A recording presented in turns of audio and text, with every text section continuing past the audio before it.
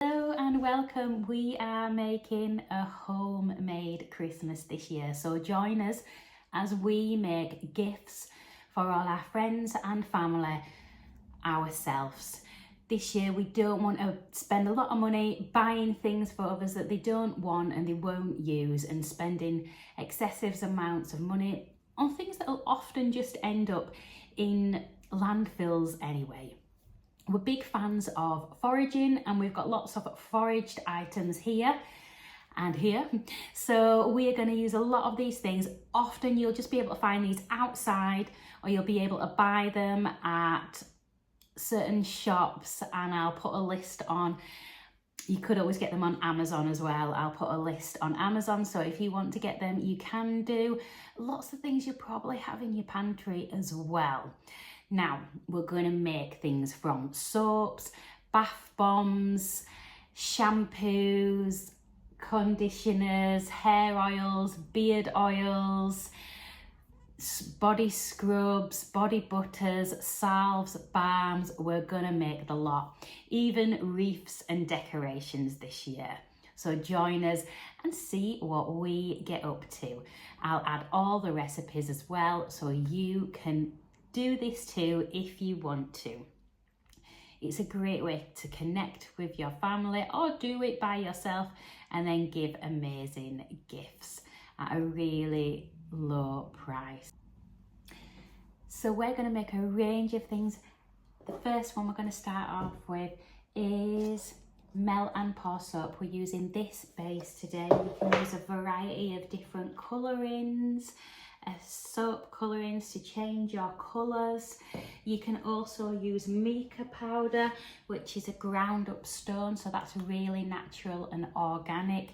You'll also need some oil. Now we're using a macerated oil that we've put together with some herbs and let them infuse for a few weeks, or you could even do that if you want to hurry up the process, is you can put it into a double boiler and cook it away for 3 hours.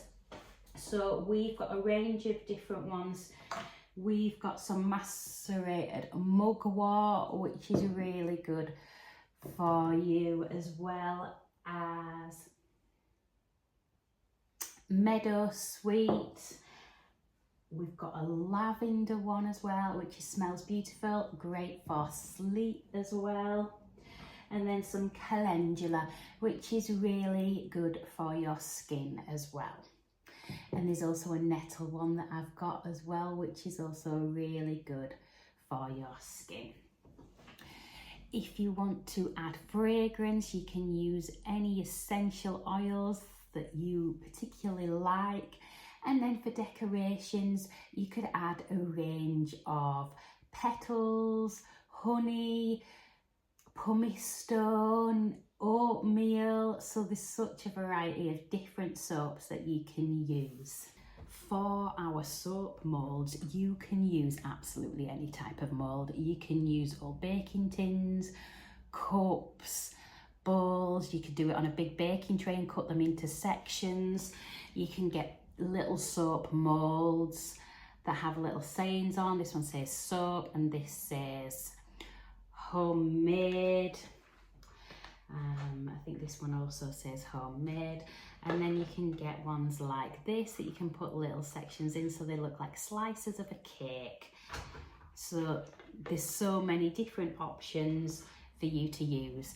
You can also just use the end of a bottle, like a Coca-Cola bottle, cut the bottom off, and then you've got those little imprints. That makes a really good soap mould as well, so you don't have to spend a lot of money to do this. Chop up your soap so it's a bit smaller and it'll easily fit into your bowl or your bain-marie.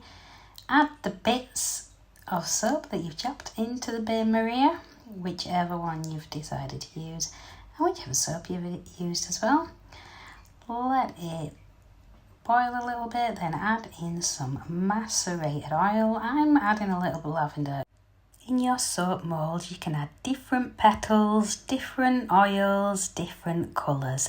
If you've got a lot of different ones, you can add them separately to each mould, or if you would like all of the same moulds, you can add all of the ingredients into your soap mix. So do whichever works for you. When all your soap's melted, then take a spoon, or you could pour it into all of your soap moulds when they're ready, with all the bits of ingredients like the colours, the flowers, any petals, any fragrances that you've added in. And then they'll all look beautiful once you've poured the soap in. It takes maybe 2 hours for it to dry, but you want to leave it 24 hours really until it gets really hard. Now it is recommended that you can spray the top of the soap with an isopropyl alcohol, I think it's called, and that does help the bubbles go away, but I don't have that and I don't really mind it, and you'll get some beautiful soaps like this.